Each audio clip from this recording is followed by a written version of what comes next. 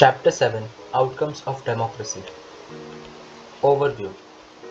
As we begin to wind up our tour of democracy, it is time to move beyond our discussion of specific themes and ask a general set of questions.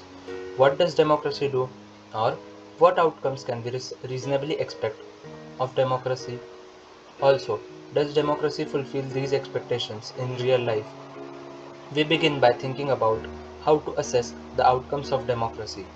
After some clarity on how to think on this subject, we proceed to look at the expected and actual outcomes of democracy in various respects: quality of government, economic well being, inequality, social differences and conflicts, and finally, freedom and dignity.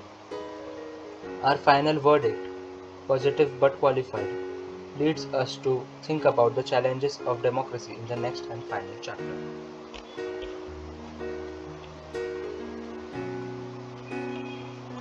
How do we assess democracy's outcomes? Do you remember how students in Madame Lidhong's class argued about democracy? This was in Chapter 2 of Class 9 textbook. It emerged from that conversation that democracy is a better form of government when compared with dictatorship or any other alternatives. We felt that democracy was better because it promotes equality among citizens, enhances the dignity of the individual, improves the quality of decision making, provides a method to resolve conflicts, and allows room to correct mistakes. Are these expectations realized under democracies? When we talk to people around us, most of them support democracy against other alternatives, such as rule by a monarch or a military or religious leaders. But not so many of them would be satisfied with the democracy in practice.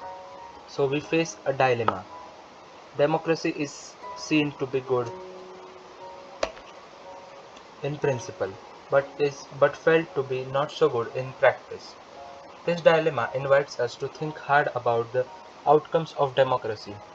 Do we prefer democracy only for moral reasons? Or are there some prudential reasons to support democracy too? Over 100 countries of the world today claim and practice some kind of democratic politics. They have formal constitutions, they hold elections, they have parties, and they guarantee rights of citizens. While these features are common to most of them, these democracies are very much different from each other in terms of their social situations, their economic achievements, and their cultures. Clearly, what may be achieved or not achieved under each of these democracies will be different. But is there something that we can expect from every democracy just because it is democracy? Our interest in and fascination for democracy often pushes us into taking a position that democracy can address all socio-economic and political problems. If someone if some of our expectations are not met, we start blaming the idea of democracy, or we start doubting if we are living in a democracy. The first step towards thinking carefully about the outcomes of democracy is to recognize that democracy is just a form of government. It can only create conditions for achieving something. The citizens have to take advantage of those conditions and achieve those goals. Let us examine some of the things we can reasonably expect from democracy and examine the record of democracy.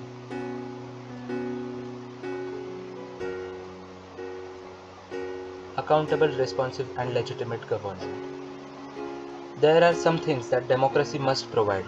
In a democracy, we are most concerned with ensuring that people will have the right to choose their rulers and people will have control over the rulers. Whenever possible and necessary, citizens should be able to participate in decision making that affects them all.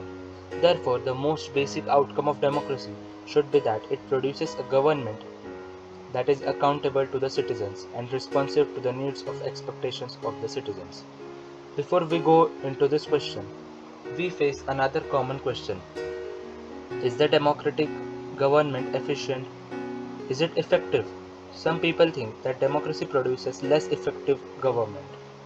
It is of course true that non-democratic rulers do not have to bother about deliberation in assemblies or worry about majorities and public opinion.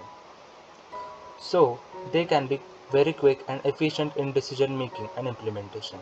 Democracy is based on the idea of deliberation and negotiation. So, some delay is bound to take place. Does that make democratic government inefficient? Let us think in terms of costs. Imagine a government that may take decisions very fast, but it may take decisions that are not accepted by the people and may therefore face problems. In contrast, the democratic government will take more time to follow procedures before arriving at a decision, but because it has followed procedures, its decision may be both more acceptable to the people and more effective. So, the cost of time that democracy pays is perhaps worth it. Now, look at the other side. Democracy ensures that decision making will be based on norms and procedures. So, a citizen who wants to know if a decision was taken through the correct procedures can find this out. She has the right and the means to examine the process of decision making. This is known as transparency. This factor is often missing from non-democratic government. Therefore, when we are trying to find out the outcomes of democracy, it is right to expect democracy to produce a government that follows procedures and is also accountable to the people. We can also expect that the democratic governments develops mechanisms for citizens to hold the government accountable and mechanisms for citizens to take part in decision making whenever they think fit.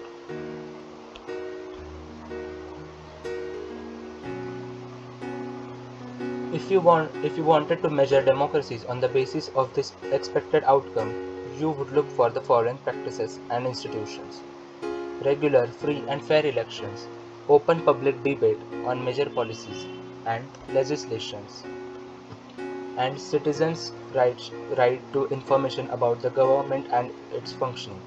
The actual performance of democracies shows a mixed record on this. Democracies have had greater success in setting up regular and free elections and in setting up conditions for open public debate. But most democracies fall short of elections that provide a fair chance to everyone and in subjecting every decision to public debate. Democratic governments do not have a very good record when it comes to sharing information with citizens. All one can say in favor of democratic regimes is that they are much better than any non-democratic regime in these respects. In substantive terms, it may be reasonable to expect from a democracy a government that is attentive to the needs and demands of the people and is largely free of corruption. The record of democracies is not impressive on these two counts. Democracies often frustrate the needs of the people and often ignore the demands of a majority of its population. The routine tales of corruption are enough to convince us that democracy is not free of this evil. At the same time, there is nothing to show that non-democracies are less corrupt or more sensitive to the people. There is one respect in which democratic government is certainly better than its alternatives. Democratic government is legitimate government. It may be slow, less efficient, not always very responsive or clean, but a democratic government is people's own government. That is why there is an overwhelming support for the idea of democracy all over the world. As the accompanying evidence from South Asia shows, the support exists in countries with democratic regimes as well as countries without democratic regimes. People wish to be ruled by representatives elected by them. They also believe that democracy is sustainable for their country. Democracy's ability to generate its own support is itself an outcome that cannot be ignored.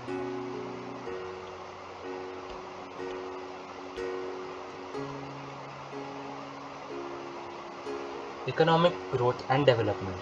If democracies are expected to produce good governments, then is it not fair to expect that they would also produce development? Evidence shows that in practice many democracies did not fulfill this expectation. If you consider all democracies and all dictatorships for the 50 years between 1950 and 2000, dictatorships have slightly higher rate of economic growth. The inability of democracy to achieve higher economic development worries us. But this alone cannot be the reason to reject democracy. As you have already studied in economics, Economic development depends on several factors: country's population size, global situation, cooperation from other countries, economic priorities adopted by the country, etc. However, the difference in the rates of economic development between less developed countries with dictatorships and democracies is negligible. Overall, we cannot say that democracy is a guarantee of economic development, but we can expect democracy not to lag behind dictatorships in this respect. When we find such a, when we find such significant difference in the rates of economic growth between countries under dictatorship and democracy, it is better to prefer democracy as it has several other positive outcomes. Economic outcomes of democracy. Arguments about democracy tend to be very passionate. This is how it should be, for democracy appeals to some of our deeper values. These debates cannot be resolved in a simple manner, but some debates about democracy can and should be resolved by referring to some facts and figures. The debate about the economic outcomes of democracy is one such debate. Over the years, many students of democracy have gathered careful evidence to see what the relationship of democracy with economic growth and economic inequalities is. The tables and the cartoon here present some of the evidences.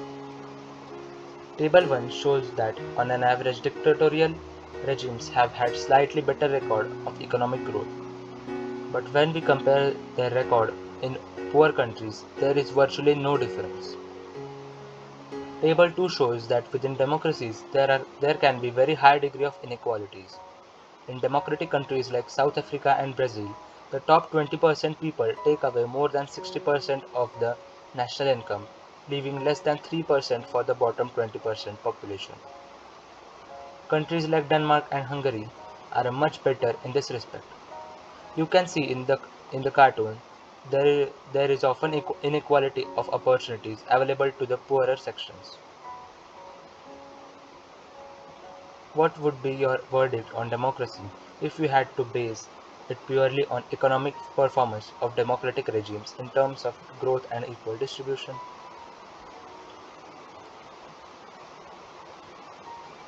Reduction of inequality and poverty.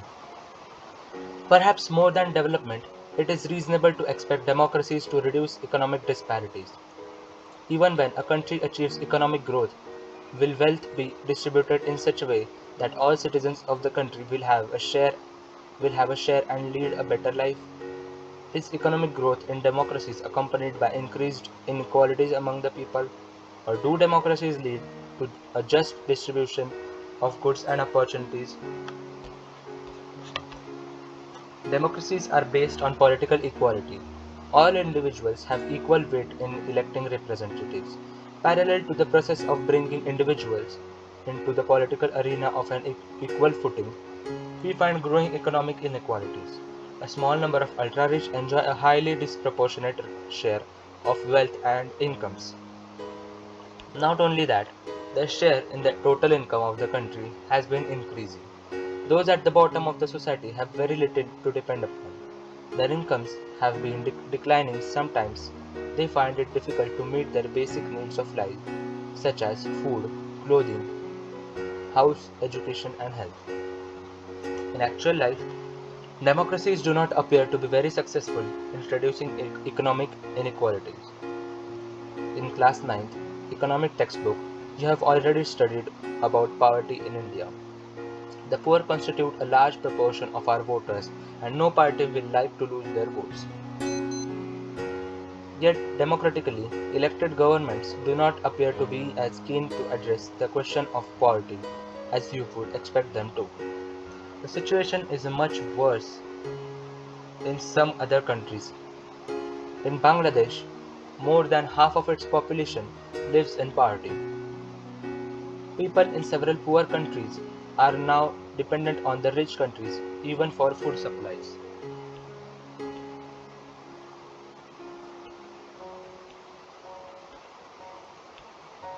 Accommodation of social diversity. Do democracies lead to peaceful and harmonious life among citizens? It will be a fair expectation that democracy should produce a harmonious social life.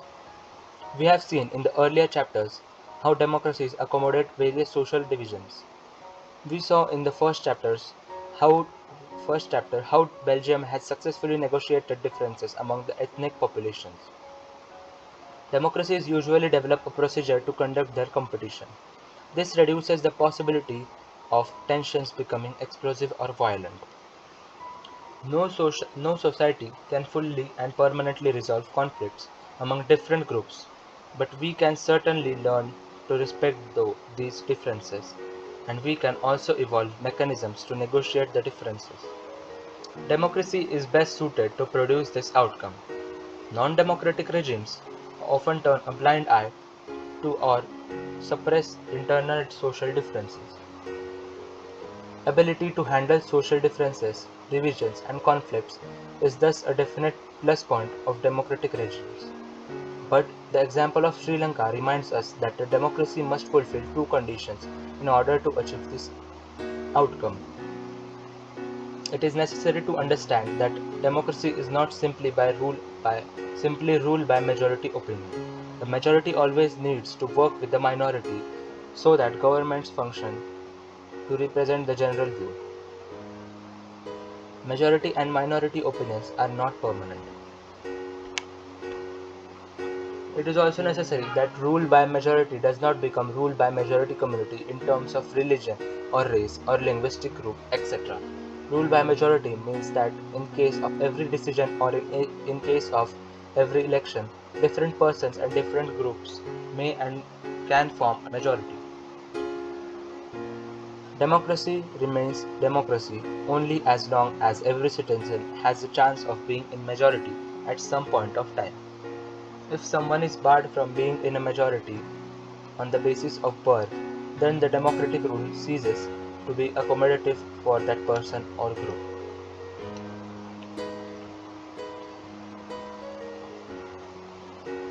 Dignity and freedom of the citizens. Democracy stands much superior to any other form of government in promoting dignity and freedom of the individual. Every individual wants to receive respect from fellow beings.